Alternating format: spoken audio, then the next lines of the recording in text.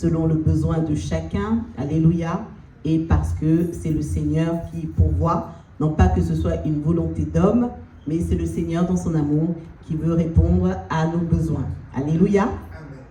Et donc pour introduire ce thème, qui est un thème pas facile, on pourrait penser que c'est simple, on pourrait penser que c'est automatique, systématique, mais pas du tout, n'est-ce pas, Pasteur Guy? Voilà, chaque année, on y revient constamment, et par la grâce de Dieu, on va essayer d'aller en profondeur. Et donc ce matin, ce sera vraiment l'occasion pour moi, simplement, d'introduire le thème, parce que, bien aimés, nous qui sommes prédicateurs, on ne le fait pas pour plaire, on ne le fait pas pour les réseaux sociaux, on ne le fait pas pour la notoriété. Nous servons le Seigneur pour bâtir. Alléluia. Pour bâtir, pour que chacun soit sur le chemin qui a été révélé à notre frère Gilles, à travers de la vision qu'il a eue, et de la parole de connaissance qu'il nous a donnée ce matin, pour que nous soyons sur le bon chemin, sur le chemin de la vie éternelle, parce que c'est de ça qu'il s'agit. Ce monde passera, nous sommes pèlerins sur la terre, et donc nous devons absolument marcher selon les voies du Seigneur. Amen. Selon les voies du Seigneur. Être sauvé, c'est bien. Croire en Dieu, c'est bien. Se savoir sauvé, c'est bien. Mais si Dieu nous a laissés sur la terre, c'est parce que quelque part, il parle d'une espérance. Donc nous sommes en marche. Alléluia. Pour aller vers la concrétisation de ce salut, vers la matérialisation de ce salut. Ça se passera au ciel. Alléluia. Pour le moment, nous sommes sur la terre, dans un corps de chair dans lequel est condamné quelque chose. Alléluia. Dans la chair, il y a quelque chose qui est condamné, qui n'est pas bon pour l'âme, c'est le péché. Amen. C'est le péché. Donc, ce corps nous pose quelques problèmes, cette chair nous pose quelques problèmes, et tout au long de la marche, puisque nous sommes sur terre pour travailler, je le précise, nous ne sommes pas sur terre pour paresser. Alléluia. Nous travaillons pour l'œuvre de Dieu, tous autant que nous sommes. On ne peut pas se complaire dans certains sentiments, on ne peut pas se complaire dans certains états. Et c'est pour ça que le Seigneur nous parle non pas de manière accusatrice, non pas pour nous condamner, mais pour nous transformer, pour nous délivrer, pour nous accompagner, de sorte que nous ne soyons plus constamment en proie avec le péché. Monsieur le technicien, ça va? Gloire à Dieu. Voilà, que nous ne soyons plus constamment en proie avec le péché. Amen. Donc ce matin, pour introduire ce sujet, ce thème sur le pardon, ce que je voudrais dire, c'est que c'est un mot qui peut finir par perdre son véritable sens, tant on en parle, mais pour la pratique, c'est autre chose, alors que c'est le concept le plus central de l'Évangile. Amen. C'est le concept fondamental, fondateur de notre vie d'enfant de Dieu. Mais c'est aussi, et avec beaucoup d'honnêteté, je vais le dire ce matin, c'est le thème le plus incompris, la notion la plus incomprise et surtout la plus parfois douloureuse en fonction de ce qu'on a pu vivre. Amen. En fonction de ce qu'on a pu vivre, ça peut être très douloureux. Alors, le fait au fond de nous, le fait de savoir qu'il y a une différence entre entendre parler du pardon à l'Église et devoir l'accorder, ça génère des luttes intérieures incroyables. Ça génère une perte de paix, parce qu'on sait, surtout quand on est enfant de Dieu, on sait que Dieu nous demande de pardonner, et pour autant, on n'en est pas capable, et donc à ce moment-là, la culpabilité s'installe dans nos cœurs. Et pour certains, c'est la culpabilité, pour d'autres, ça ne va pas être la culpabilité, mais ça va être vraiment, comment dire, une sorte d'amertume qui va prendre place et qui va nous pousser à être dans l'accusation permanente de l'offenseur. Ça ne veut pas dire que l'offenseur a raison, hein, attention, hein, mais on peut s'installer comme ça, dans une sorte de méchanceté, en fait, en guise de réponse, pour justement ne pas faire barrière à ce que Dieu attend de nous et estimer qu'il y a une forme d'injustice d'être celui qui doit se retrouver dans la position de pardonner. Alors c'est un sentiment, on va le voir ensemble, tous les sentiments sont légitimes, mais pour autant, tous les sentiments ne font pas du bien, n'est-ce pas? Tout ne fait pas du bien dans la vie. Alléluia. Les choses ont des raisons d'exister, pour autant, ça ne fait pas toujours du bien. Ça fait qu'on vit dans des sortes de prisons intérieures, mais vraiment, ce sont vraiment des prisons pour le coup, où les barreaux, il n'y a pas de barreaux forcément, comme ce qu'a vu notre frère, ou voilà, il n'y a pas de barreaux de fer, mais les murs sont bien là, ils sont invisibles, mais ils sont bien là. On ne peut pas sortir de ces prisons parce que le souvenir d'une trahison, l'échec, je ne sais pas moi, l'écho d'une parole destructrice, le poids d'une injustice qui n'a pas été réparée, et ben, lorsqu'on alimente ça dans son cœur, et ben, ça devient vraiment une sorte de prison intérieure parce que quelque part, on ne peut pas avancer. On n'avance pas, ça conditionne toute notre manière de penser, notre façon de vivre, et c'est assez compliqué. On peut se retrouver, puisque ça concerne l'Église, ça concerne les chrétiens, on se retrouve à porter des masques religieux, alléluia, des sortes de masques, on s'est constitué comme ça, on s'est créé des masques religieux, on sourit à tout le monde, on chante des cantiques, on lit sa Bible, et pourtant, une partie de notre âme est totalement paralysée. Paralysée par la souffrance, paralysée par le souvenir du mal, paralysée, enfermée à double tour dans le passé. Et dans sa tête, on revit constamment en boucle le passé. Amen. Je peux en parler, je l'ai vécu. Je ne sais pas s'il y a quelqu'un qui ne l'a jamais vécu, mais en tout cas, ça m'étonnerait. Je crois qu'on sait tous de quoi je parle, par la grâce de Dieu. Et nous savons que pour avancer, il faut regarder vers l'avant. Il n'y a pas besoin d'être chrétien pour se dire cela.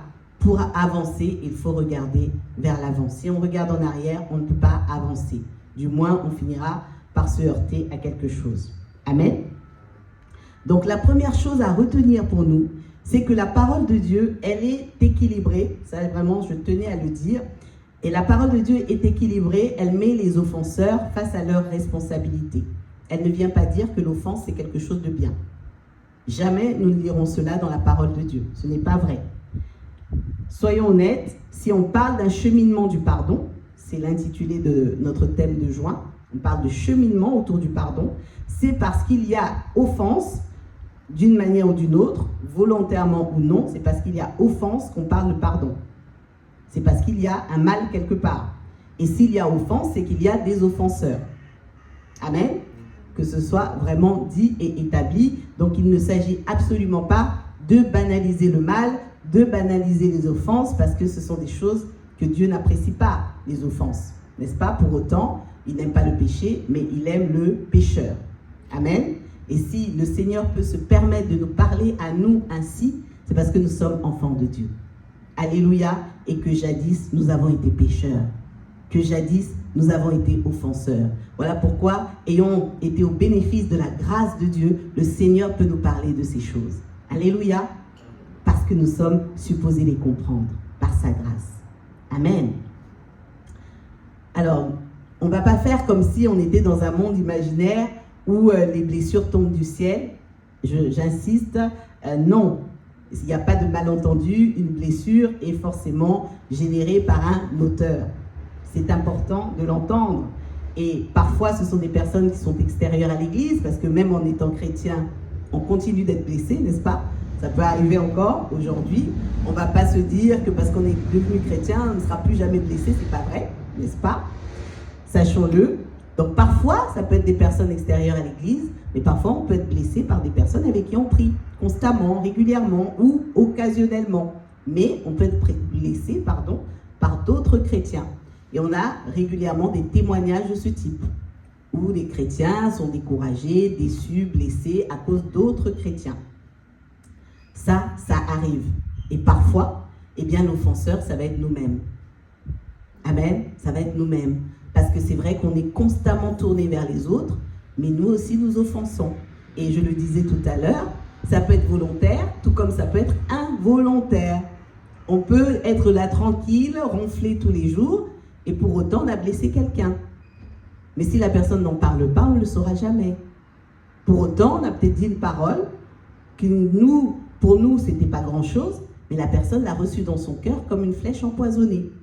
Donc nous-mêmes, nous pouvons nous retrouver aussi dans ce cas de figure où nous avons fait du mal, où nous avons blessé, mais nous avançons constamment sans le savoir. Et pourtant, il y a quelqu'un qui nous retient dans son cœur. Donc c'est un sujet qui concerne tout le monde. Amen. un sujet qui concerne tout le monde. Et pour nous, l'Église, c'est un sujet important. Alléluia. Si nous regardons la parole de Dieu en face, eh bien, nous nous rendrons compte que, parce que je sais que souvent on se dit, mais pourquoi est-ce que c'est toujours à nous de pardonner? Pourquoi nous, les enfants de Dieu, nous devons toujours subir? Pourquoi est-ce que ceux qui font le mal, à ceux qui font le mal, on ne dit rien? Eh bien, la bonne nouvelle que j'annonce ce matin, c'est que la Bible entière est un livre qui est écrit initialement pour les offenseurs. Amen. Pour les pécheurs. Bonne nouvelle, alléluia. Parce que nous, ça va être peut-être quelques chapitres, quelques livres, où le Seigneur va dire pardonne, pardonne. Alléluia. Et ensuite, il va nous parler de ses promesses merveilleuses. Mais la plupart des textes s'adressent au cœur de l'homme qui doit être délivré, débarrassé du péché. Amen. Donc, concernant les leçons de morale, le Seigneur s'en charge. Amen. Le Seigneur se charge de ceux qui font le mal. C'est pour ça que lorsqu'il dit « à moi la vengeance, à moi la rétribution », c'est parce qu'il est bien conscient qu'il n'y a que lui qui puisse constamment régler ce problème. Amen. Que nous ne puissions pas prendre sa place parce que nous n'allons pas y arriver. La preuve, c'est que les offenses nous accablent énormément. Amen, amen. Donc Jésus n'a pas nié la réalité de tous ces problèmes que nous rencontrons, de toute cette souffrance qui ne nous épargne pas. Mais il est venu la confronter. Alléluia. Il est venu confronter les choses et lorsqu'on lui reprochait de fréquenter les gens de mauvaise vie, eh bien, il a dit cette phrase qui est assez foudroyante, c'est dans Luc 5, que vous pourrez retrouver à partir du verset 31. Il a dit qu'il n'est pas venu pour les gens en bonne santé, mais qu'il est venu pour les malades. Alléluia. Il est venu pour les malades. Il n'est pas venu appeler des justes, mais des pécheurs pour qu'ils se repentent. Amen.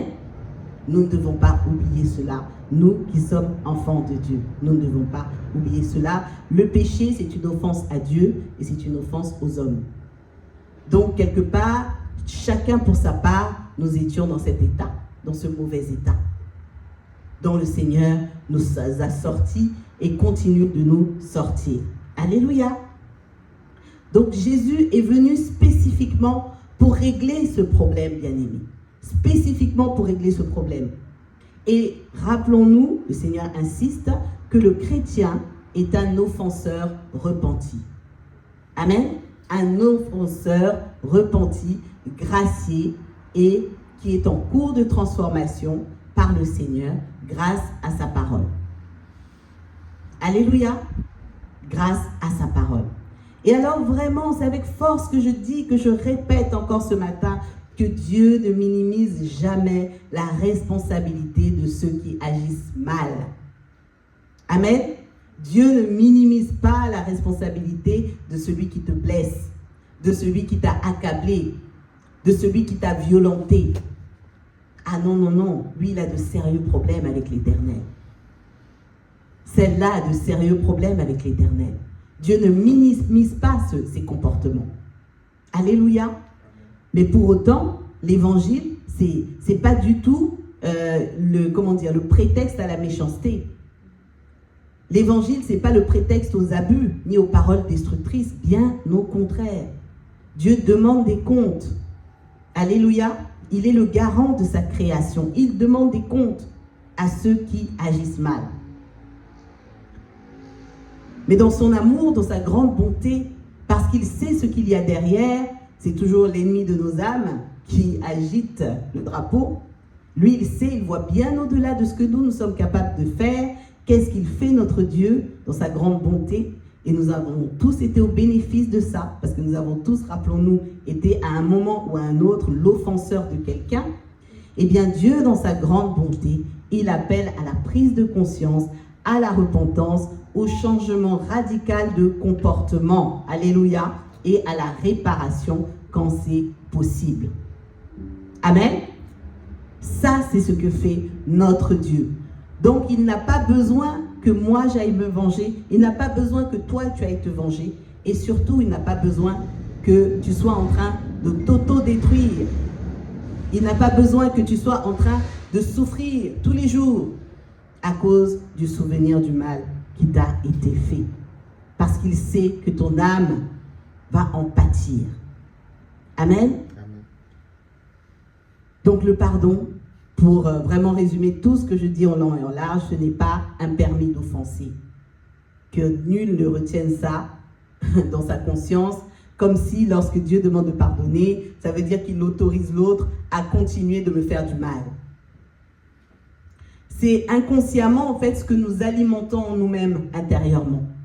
Lorsqu'on nous demande de pardonner, alors parce que des fois on n'est pas très délicat aussi, parce que soi-même on a compris, on force limite l'autre à pardonner, et c'est ce que le Seigneur va vraiment nous faire comprendre, c'est qu'il faut faire attention, il faut beaucoup de délicatesse sur ce sujet, parce que la blessure c'est quelque chose de réel, la blessure c'est quelque chose de destructeur, et il faut beaucoup de délicatesse.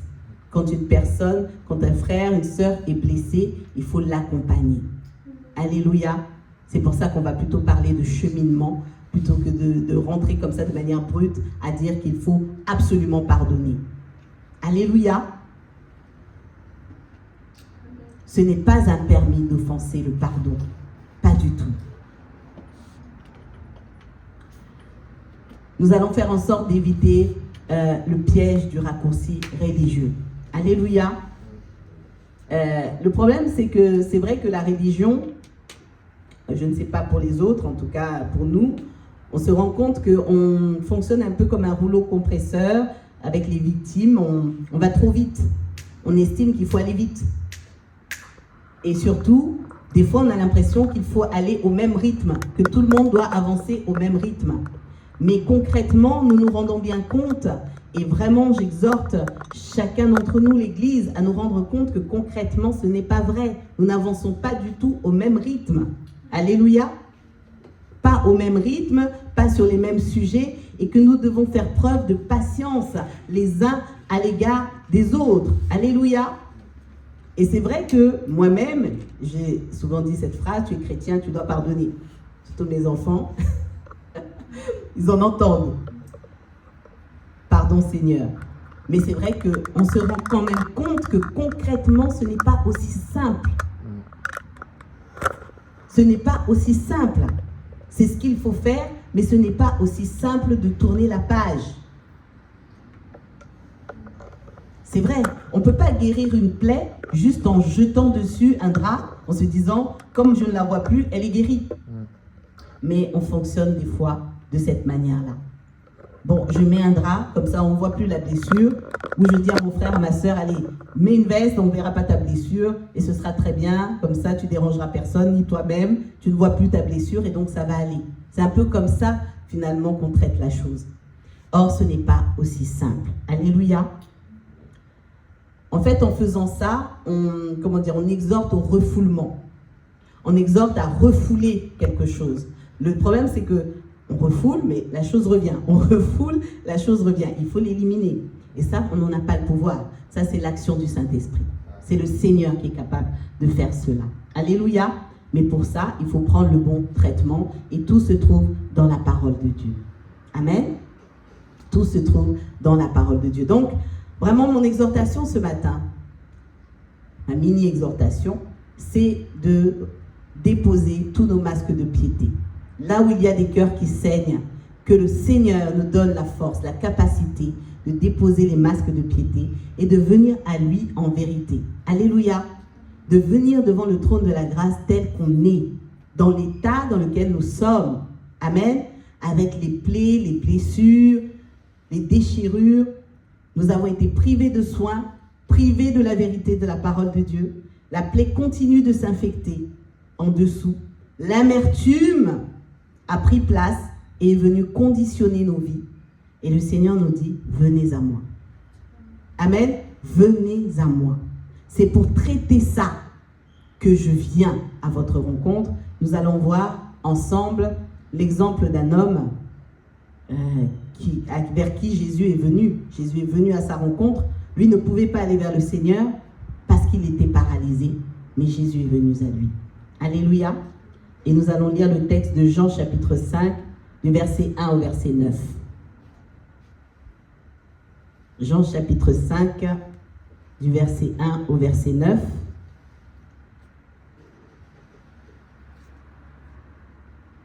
Et nous allons voir ensemble, au travers de cet exemple, que Dieu nous demande vraiment, simplement,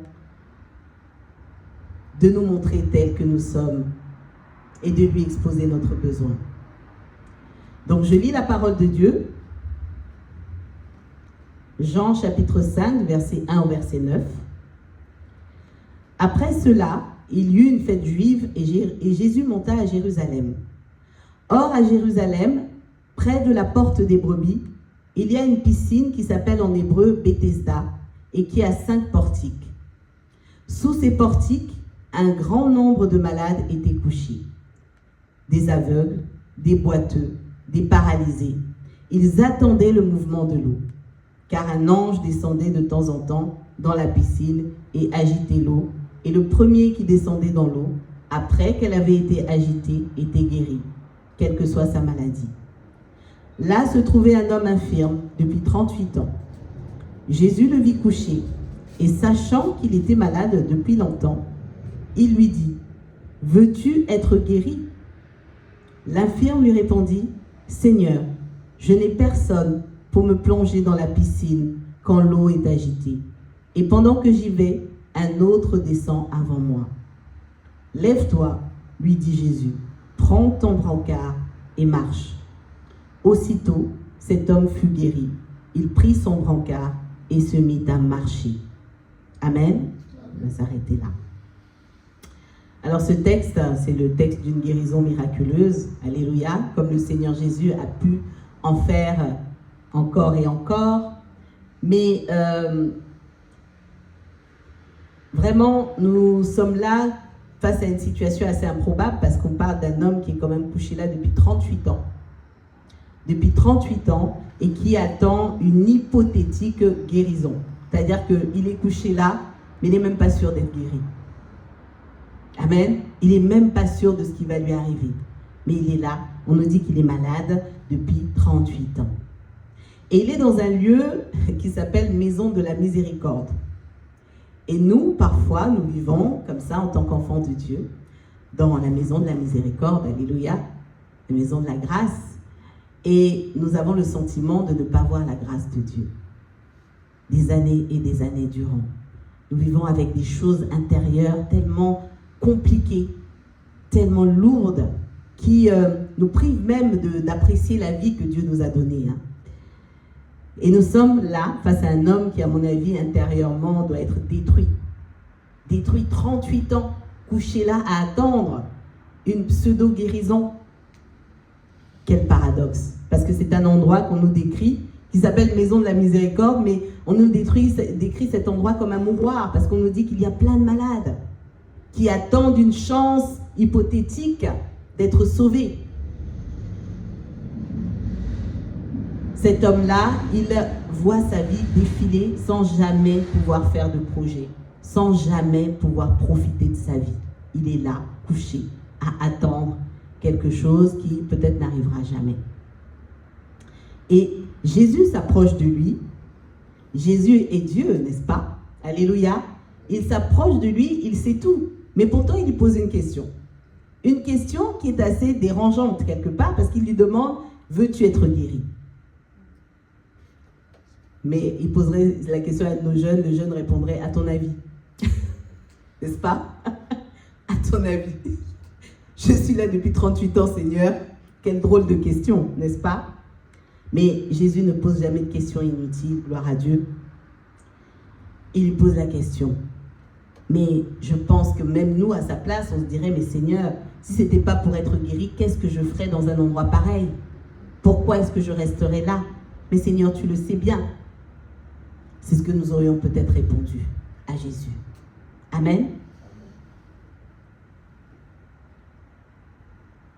Alors, je méditais avec le Seigneur, je dis, mais Seigneur, c'est vrai, hein, ta question, elle est drôle. Alléluia. Et en fait, le Seigneur pose cette question parce que quand on y réfléchit, au bout de 38 ans, quand on passe 38 ans dans un certain état, eh bien, il y a un conditionnement intérieur qui prend place, un mécanisme qui fait qu'en fait, on va finir par faire corps avec la maladie. On va finir par, en fait, considérer que la maladie devient une amie. Alléluia. Que la maladie devient comme une sorte de péché mignon. Et en fait, elle finit par nous conditionner au point de devenir une identité. Amen. Au point de devenir une identité. Et si vous regardez bien, c'est toujours le cas pour les mauvaises habitudes que nous avons dans la vie. Et ça fonctionne aussi avec la rancœur, avec l'amertume. Ce que nous avons dans nos vies depuis trop longtemps finissent par nous conditionner. Alléluia, et faire partie de nos identités. C'est pour ça que lorsque Jésus s'approche de lui, il finit par lui dire, mais est-ce que tu n'es pas sûr que tu t'es habitué à ce lieu que tu finis par considérer comme ta maison? Parce que si tu es là tous les jours, depuis 38 ans, au final, tu as fait corps avec le lieu. C'est un peu comme les prisonniers, lorsqu'ils se retrouvent à l'extérieur, ils n'ont qu'une seule envie, c'est repartir en prison. Ceux qui sont restés trop longtemps, ils ne trouvent plus leur repère lorsqu'ils sont à l'extérieur. N'est-ce pas? Eh bien, l'amertume, la rancœur, lorsqu'on l'a en nous beaucoup trop longtemps, ça fonctionne exactement comme ça. Alléluia. Exactement de la même manière. On ne veut plus s'en séparer. Et au final, quand on regarde bien, c'est pas forcément à cause du mal qui nous a été fait, mais c'est parce qu'en fait, le souvenir du mal est devenu un compagnon quotidien. Alléluia, c'est devenu un repère. Et on ne veut plus s'en séparer. On ne veut plus s'en séparer, parce que si on s'en sépare, c'est comme si on excusait le mal qui nous a été fait. C'est une sorte de sécurité. Si je me sépare de ce souvenir-là, si je me sépare de cette douleur, mais je vais banaliser le mal qui m'a été fait. Si je quitte cette douleur, mais plus personne ne se souviendra que moi je suis victime. Et on devient auto-centré. C'est quelque chose que le Seigneur veut réparer parce que nous sommes les seuls à souffrir lorsque nous sommes dans ces états. Amen. On m'a raconté aussi des expériences qui étaient faites avec de jeunes aigles. Les aigles, vous savez, aiment la liberté, aiment voler très haut. Eh bien, il y a un soigneur qui faisait des expériences, prenait des jeunes aigles, les mettait en cage pendant très longtemps, pendant plusieurs années. Et puis un jour, une fois qu'ils avaient grandi, il ouvrait la cage pour qu'ils sortent, pour qu'ils partent. Eh bien, eux ne sortaient pas de la cage. Ils ne sortaient pas de la cage. Alors, ce n'est pas du tout leur environnement naturel. Ils n'osaient pas voler. Parce qu'au bout d'un certain nombre d'années, voler, ça allait leur demander trop d'énergie, trop d'efforts. Et la cage, c'est tout ce qu'ils avaient connu toute leur vie. Donc, c'était leur seul repère. Et ça fonctionne exactement comme ça pour la rancœur et pour l'amertume. Nous sommes habitués à notre statut de victime, mais Dieu nous dit ce matin que ce n'est pas notre identité. Amen. Ce n'est pas notre identité. Notre amertume peut être devenue une couverture bien chaude, que nous aimons, que nous affectionnons. Mais il y a mieux en Jésus. Amen. Il y a beaucoup mieux en Jésus. Nous nous sommes habitués à définir nos vies par rapport à ce que les autres nous ont fait, par rapport au mal qu'on nous a fait. Mais la vie, c'est Dieu qui te l'a donnée, mon bien-aimé. C'est Dieu qui te l'a donnée. Ce n'est pas ton frère, ce n'est pas ta sœur, ce n'est pas l'agresseur qui t'a donné la vie. La vie vient de Dieu. Alléluia.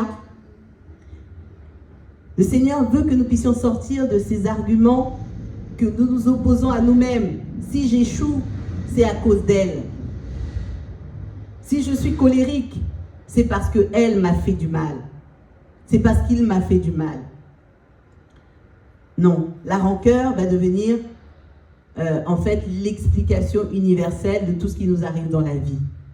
Et le Seigneur veut nous sortir de ces états. Parce que Dieu a prévu, avec la vie nouvelle en Jésus, de très bonnes choses. Alléluia.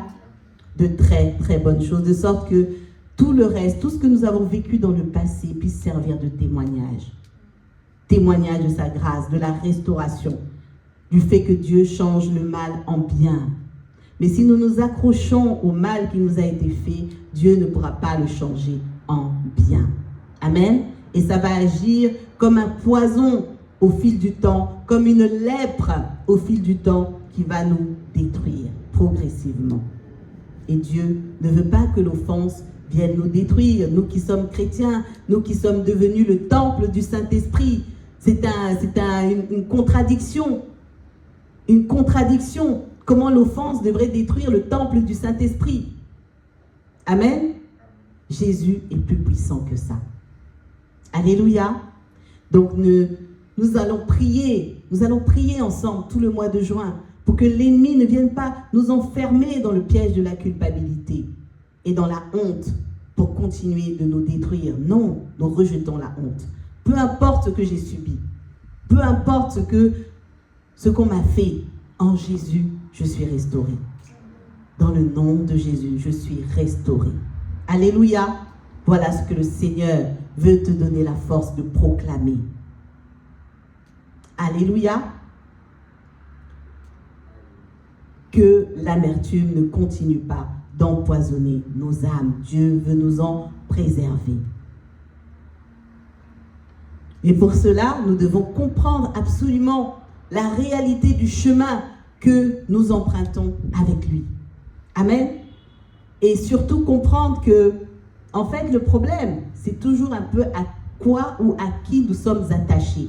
Parce que vous allez remarquer qu'en ce qui concerne le mal qu'on nous fait, il y a un réel lien affectif entre la blessure et la personne qui nous fait du mal.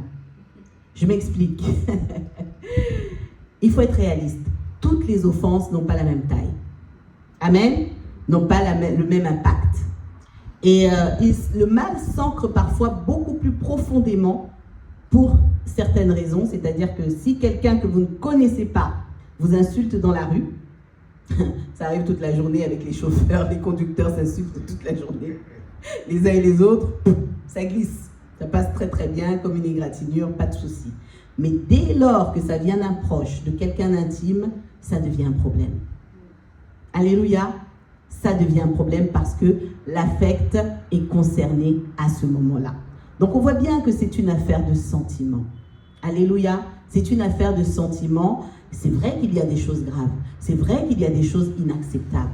Mais la manière dont on réagit à ces impacts, en fait, sont toujours liés à l'implication émotionnelle. Amen. C'est pour ça que les psychologues parlent de la gestion des émotions, la maîtrise des émotions. Parce qu'en fonction de notre état émotionnel, on peut basculer dans certains états intérieurs beaucoup plus rapidement, surtout quand l'affect est concerné. Amen. Mais nous verrons cela en long et en large, je pense, au mois de juin. Et les Saintes Écritures nous le disent. Nous allons voir dans le psaume 55, le psaume de David, le psaume 55.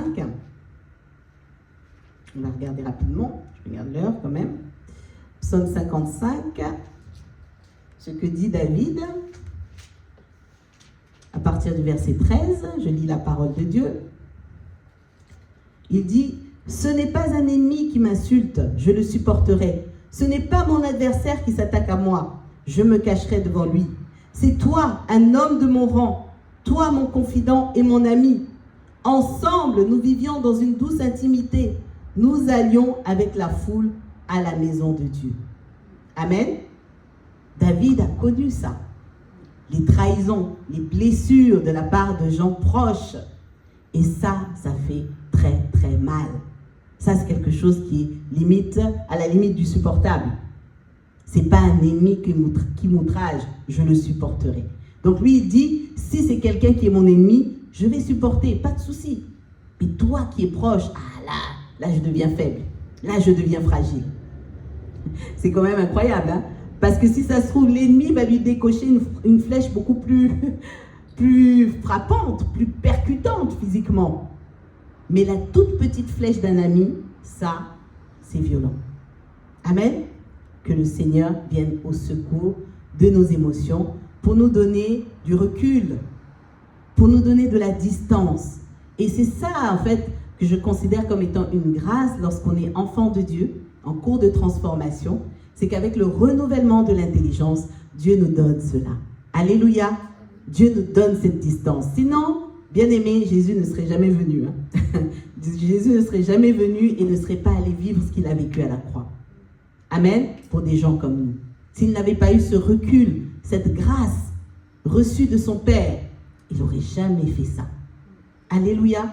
Et nous aussi, tant que nous demeurons charnels, dans nos états intérieurs, nous aurons du mal à dépasser ce regard, un peu cette loupe que nous avons sur nos offenses, sur ce qui nous est fait, sur le mal que nous subissons. Nous avons un peu une sorte de regard loupe qui grossit les choses, non pas qu'elles ne sont pas graves, mais elles les grossissent pour les cœurs d'enfants de Dieu que nous avons. Parce que nous, en tant qu'enfants de Dieu, nous avons un regard différent. Nous sommes censés avoir un regard différent. Amen. Gloire à Dieu. Donc le cri de la trahison intime, c'est quelque chose qui est assez compliqué à supporter, sachons-le. Alléluia. Mais la bonne nouvelle, c'est que Dieu est notre créateur. Et donc lui, il connaît bien la psychologie humaine et il sait comment nous guérir. Alléluia. Il sait comment nous guérir. Il sait que le temps de la guérison est souvent proportionnel à la blessure. Donc il ne viendra pas pour nous brusquer. Il ne viendra pas pour nous condamner en disant « Oh, oh, mais tu vois comment tu es, toi, tu ne pardonnes pas ». Il ne viendra pas nous accuser. Mais il vient pour nous comprendre, nous dire « Je te comprends, mon enfant ». Amen. Que fait un ami? Que fait un ami lorsque, un véritable ami, hein, bien sûr, hein, lorsqu'on lui expose une difficulté? Même si lui, il va bien, même si lui, il se dit « Oh, mais pourquoi tu penses comme ça ?» Un véritable ami, il s'assoit à nos côtés. Amen. Il nous écoute, il nous prend par la main, il nous console et ensuite il nous conseille. Alléluia. Voilà ce que Jésus veut faire dans nos vies. Première étape, c'est accueillir la douleur sans la minimiser. Amen. Sans la minimiser. Jésus ne minimise pas ta douleur, mon frère, ma soeur. Il te prend au sérieux. Ne te dis pas, ah, moi, Dieu ne va pas me prendre au sérieux parce que là, vraiment, mais comment je peux en vouloir à Timothée? Ah là là, Dieu me regarde, là, il doit se dire, ah, celui-là, c'est pas la peine, ou celle-là, c'est pas la peine. Dieu ne minimise pas ce que nous ressentons. Amen. Mais il veut simplement venir à nous et nous dire, est-ce que tu veux être guéri? Est-ce que tu veux sortir de l'état dans lequel tu te trouves? Alléluia. Dieu veut seulement que tu saches qu'il est présent. Tes larmes ont le droit de couler. Si tu retiens tes larmes, tu vas avoir des problèmes. Elles couleront de toute façon. Je connais personne qui sache retenir ses larmes très très longtemps. Elles couleront de toute manière. La colère face au mal, eh bien, elle a le droit d'exister. Elle existera même si tu ne le veux pas. Amen. Parce que les émotions sont des informations en réalité. Si on n'a pas d'émotions, on n'est pas normal, il y a un problème. Ce sont des informations. Alléluia. Dieu veut simplement que nous sachions qu'il est présent et qu'il est prêt à nous accompagner à chaque étape. Il nous dit, ne fais pas les choses sans moi, ne vis rien sans moi. Je suis là, je peux vivre toutes choses avec toi. Alléluia.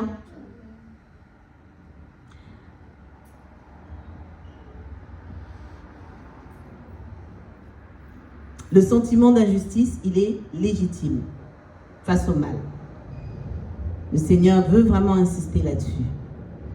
Idéalement, on nous dirait, mais à l'église, vous n'enseignez pas bien. Sinon, personne ne ferait du mal à personne. J'ai entendu ça quelques fois. Vous n'enseignez pas, c'est parce que vous n'enseignez pas bien.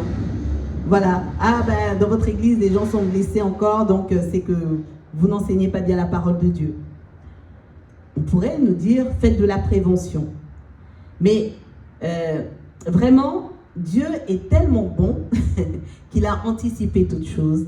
Et qu'est-ce qu'il nous a dit, le Seigneur, dans sa parole? Il a dit, supportez-vous les uns les autres. Amen.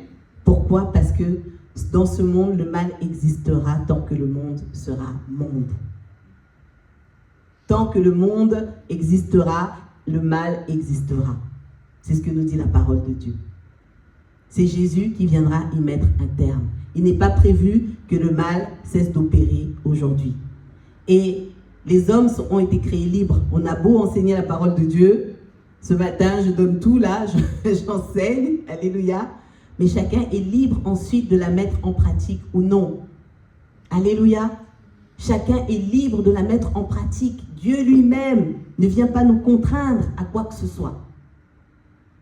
Mais Dieu nous fait confiance en nous donnant sa parole et en espérant que ses recommandations seront chères à nos cœurs au point que nous allons les mettre en pratique par amour pour lui. Alléluia. Mais comme il est bon et qu'il sait que nous ne vivons pas dans un monde idéal, il a anticipé en disant « Supportez-vous et pardonnez-vous réciproquement. » Alléluia. Voilà la clé du bonheur dans la vie communautaire, en réalité. Mais si nous attendons que j'aille rendre Papa Doudou parfait ou qu'on rende Maman Carmel parfaite pour qu'elle ne blesse plus personne, eh bien, c'est du temps que nous perdons à ne pas nous consacrer à notre relation avec Christ. Amen. Et à la limite, j'ai envie de dire que chacun fasse de cet objectif son objectif personnel. Alléluia. Et peut-être que par la grâce de Dieu, ça ira. Amen. Et que nous serons tous rendus parfaits. C'est l'objectif que poursuit le Seigneur. Mais on ne peut pas s'exiger les uns les autres de faire des conseils constamment pour rendre un frère parfait, pour rendre une sœur parfaite. Ça n'existe pas. Ça, c'est un objectif même, je dirais, qui est plutôt charnel et qui peut nous éloigner de l'essentiel. C'est pas comme ça que nous devons agir. Nous devons être remplis d'amour comme le Seigneur l'a été. Je rappelle que le Seigneur a vécu avec Judas du début jusqu'à la fin de son ministère. Alléluia. Ne savait-il pas que Judas allait le trahir? Il ne nous est pas dit qu'il le traitait différemment des autres. Amen. Donc nous ne pouvons pas choisir pour les autres. Nous nous exhortons au moyen de la parole de Dieu. Nous enseignons, mais chacun doit faire le choix de marcher ou non selon la parole de Dieu. Amen. Ne nous préoccupons pas des états intérieurs des uns des autres. Occupons-nous de la poutre qui est dans notre œil. Ce sera beaucoup plus bénéfique pour l'Église. Amen. Parce s'il y a une seule personne au milieu de nous qui ressemble à Christ, c'est une bénédiction. Alléluia. Alors si toi, mon frère, toi, ma sœur, tu as compris que tu dois marcher ainsi, fais-le avec joie. Sans attendre que nous soyons 10, 15 ou 20. Si toi, tu l'es déjà, alléluia, le Seigneur est avec toi. Tu es une bénédiction pour le corps de Christ. Amen. Et tu sauras montrer par ta vie, par ton témoignage, par ta foi, le chemin, parce que tu seras la lumière. Et forcément, alléluia, d'autres vont monter dans le train avec toi. Amen. Ne nous trompons pas de quête, parce que nous avons tous été pécheurs avant que la grâce de Dieu ne vienne nous localiser. Alléluia. Colossiens 3, 13 à 17, vous pourrez le relire. Supportez-vous les uns les autres, et si l'un a un sujet de se plaindre de l'autre, pardonnez-vous réciproquement. De même que Christ vous a pardonné, pardonnez-vous aussi. Mais par-dessus toutes ces choses, revêtez-vous de la charité, qui est le lien de la perfection. Amen. Tu veux être parfait, aime ton frère, aime ta sœur, quel que soit ce qu'il est.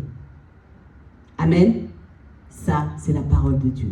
Ça, c'est le secret. Après, comment l'appliquer? Eh bien, il faut aller dans l'intimité. Il faut aller dans la profondeur des Saintes Écritures. Il faut chercher à connaître le cœur de Christ. Savoir comment Christ aime. Et ça, le Seigneur te le révèle si tu cherches. Amen. Gloire à Dieu. Donc, ce matin, pour clôturer mon message, je voudrais te dire que le coupable de ce que tu vis n'est pas là. Ce matin, je ne sais pas ce que tu vis, des choses certainement terribles qui t'ont été faites par le passé, qui t'accompagnent encore aujourd'hui, qui ont généré des angoisses, qui ont généré des choses compliquées. Mais la personne autrice de ces choses n'est pas là ce matin pour réparer ton cœur. Si c'est fait depuis 15 ans, 20 ans, eh ben, aujourd'hui, il n'est pas là.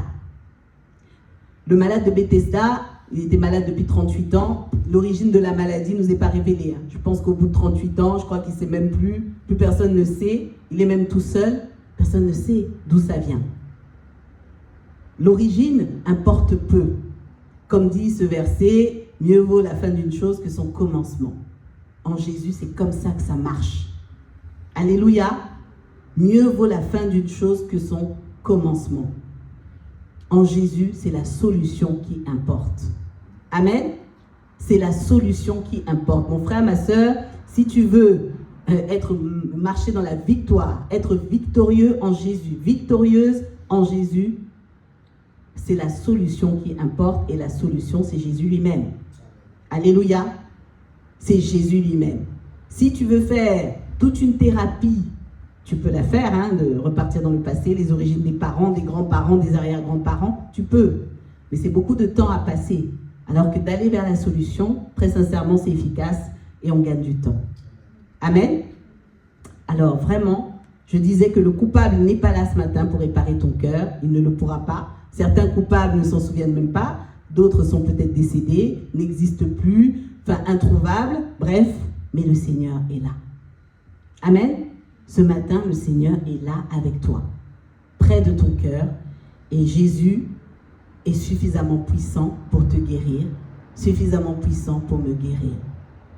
Simplement, il faut faire un choix. Il faut décider, prendre la décision de s'approcher de lui et de lui confier ce qui nous pèse trop lourd. Amen. Je suivais hier, je vais conclure par là, le film dont nous a parlé un jour le frère Cédric, pasteur Cédric, par la foi. Ça s'appelle La Forge, pour rappel. Il est sur Netflix, très bon film. Et en fait, il y a un des personnages qui disait qu'on ne pardonne pas par envie, mais on pardonne parce qu'on a choisi de le faire. Alléluia, pour plaire à Dieu. Et je dis, mais oui, c'est vrai, qui a envie de pardonner? Personne ne ressent l'envie de pardonner. Hein. On se dit tout de suite les choses clairement. On me fait du mal là à la seconde, je ne vais pas ressentir l'envie de pardonner. Il n'y aura pas l'envie. L'envie ne sera pas là. C'est pas vrai. Par contre, on peut prendre la décision de pardonner. Si on a compris que c'est nécessaire, si on a compris que c'est important, si on a compris que c'est la voie par excellence de la bénédiction, eh bien, pour soi-même et pour les autres, eh bien, on peut emprunter ce chemin. Alléluia. Alors que le Seigneur nous aide. Comme je le disais, il n'y a rien de systématique. C'est un enseignement du Seigneur. Et quand le Seigneur nous parle, nous demande d'être à l'écoute, c'est pour qu'on reçoive des choses qui vont venir débloquer dans nos cœurs ce qui bloque. Alléluia. Ça peut prendre du temps, ça peut arriver en quelques secondes. Tout dépend du parcours de chacun. On ne va pas se comparer. Mes forces ne sont pas vos forces ne sont pas mes forces. Alléluia. Mais nous avons le même Seigneur, le même Sauveur, le même Saint-Esprit qui saura nous aider, nous accompagner au travers de la parole qui nous est donnée. Amen. Merci Seigneur. Donc je vais demander à maman Michel de reprendre la parole et de prier par rapport à ce que le Seigneur nous a dit ce matin. Amen.